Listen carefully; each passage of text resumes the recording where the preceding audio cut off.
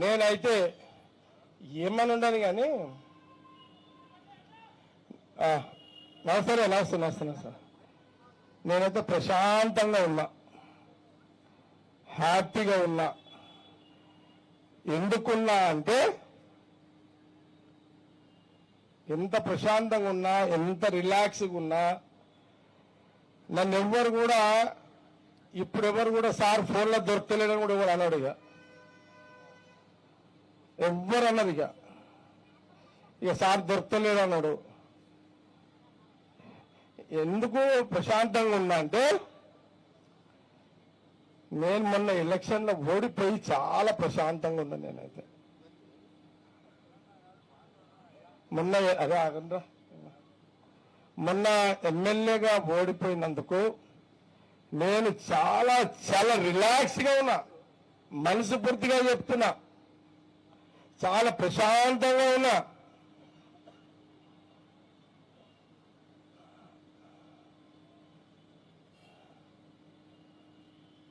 కాబట్టి ఈ నా బర్త్డే రోజు ఏం చెప్తున్నా అంటే సంగారెడ్డి ప్రజలు ఎవ్వరు కూడా ఫీల్ కాకండి, అయ్యో మేమేదో సార్ని ఓడగొట్టినామని ఎవరు కూడా ఫీల్ కాకండి, ఎవరు కూడా ఫీల్ కావద్దు. అరే ఎవరు కూడా ఫీల్ కావద్దు. నేను మనసు పూర్తిగా చెప్తున్నా. ఇంకా చెప్పాలంటే దైవ సాక్షిగా కూడా చెప్తున్నా, మీకు దైవ సాక్షిగా చెప్తున్నా. నేను చాలా చాలా ప్రశాంతంగా ఉన్నా, రిలాక్స్గా ఉన్నా. మొన్న ఎలక్షన్లో ఓడిపోయినందుకు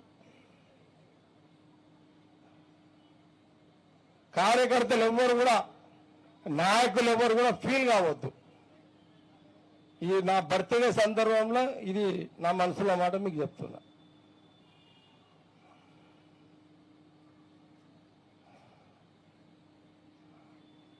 ఇక్కడ ఉన్న కార్యకర్తలకు, నాయకులకు ఇంకేం చెప్తున్నా అంటే కాంగ్రెస్ గవర్నమెంట్ ఉంది కాబట్టి